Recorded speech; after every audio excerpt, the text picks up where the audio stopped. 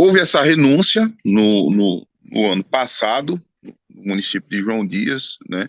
Aparentemente inexplicável, porque é um político jovem que já tinha concorrido 2 vezes para o cargo e era começo de mandato e do nada renunciou sem maiores explicações.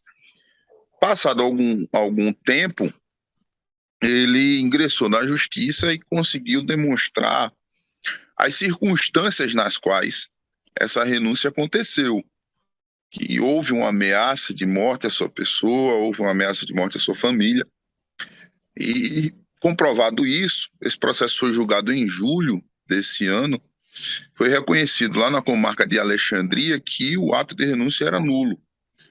Porém, o juiz postergou a volta dele ao cargo de prefeito somente quando transitasse em julgado a sentença, ou seja, passasse a possibilidade de recursos, né? O que poderia se estender até o término do atual mandato. O que nós conseguimos, e foi basicamente a minha intervenção, junto com o doutor Antônio Marcos Cavalcante Nascimento, no Tribunal de Justiça, foi justamente que o tribunal antecipasse o cumprimento dessa sentença, concedesse um efeito ativo no recurso de apelação que está pendente de julgamento e, consequentemente, determinasse o retorno imediato do prefeito Francisco, que é conhecido por Marcelo, ao cargo.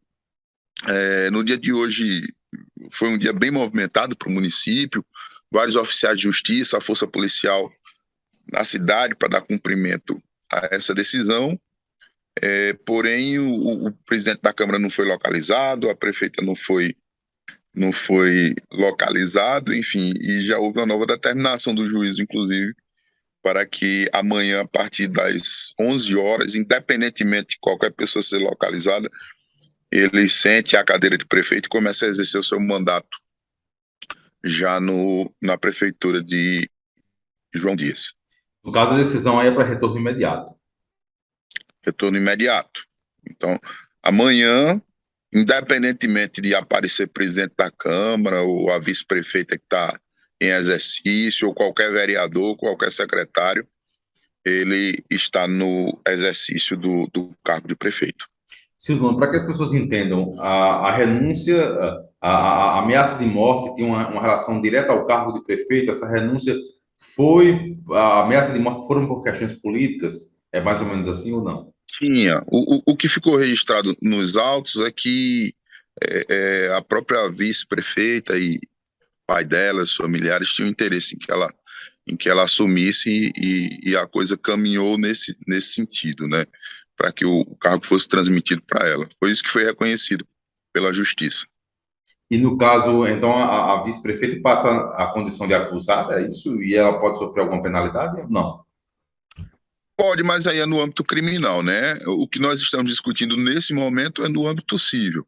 No âmbito civil, a consequência imediata é que ela deixa o cargo de prefeita, que estava exercendo até hoje, e retoma a condição de vice, né?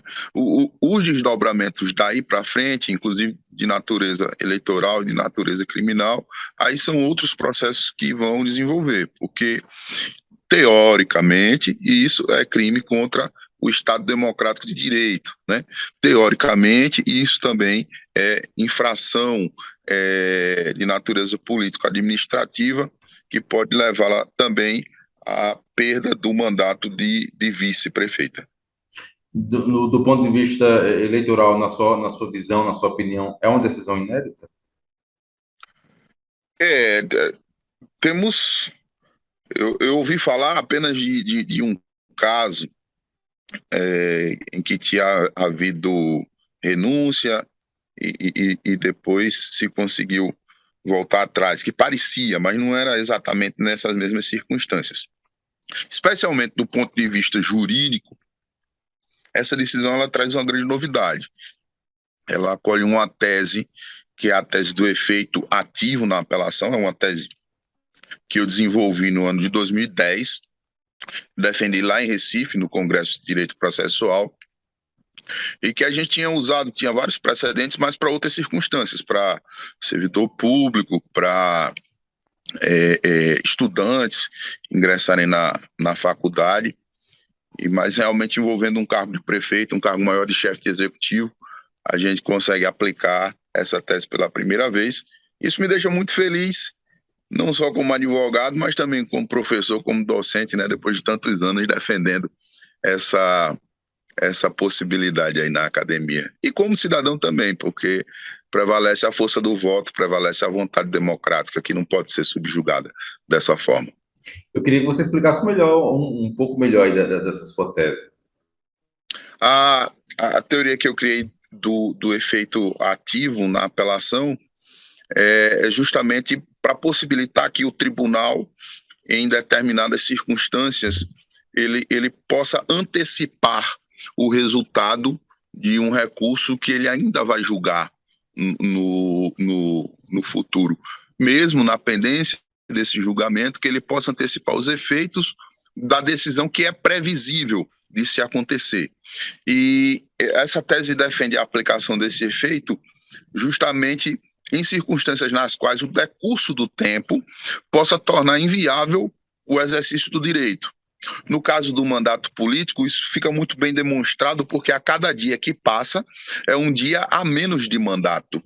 Então, se o julgamento do recurso, no caso da apelação, demora muito tempo, o resultado poderia ser perdido, porque quando viesse um resultado definitivo mandando ele voltar, já tivesse ocorrido outra eleição, já fosse outro mandato que tivesse iniciado. É basicamente isso.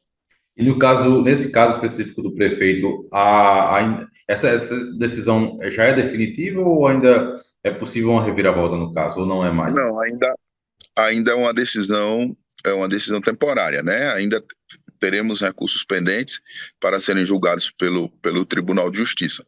O que se muda agora é que, nessa pendência, quem volta ao exercício do cargo é ele, e não mais permanece a vice.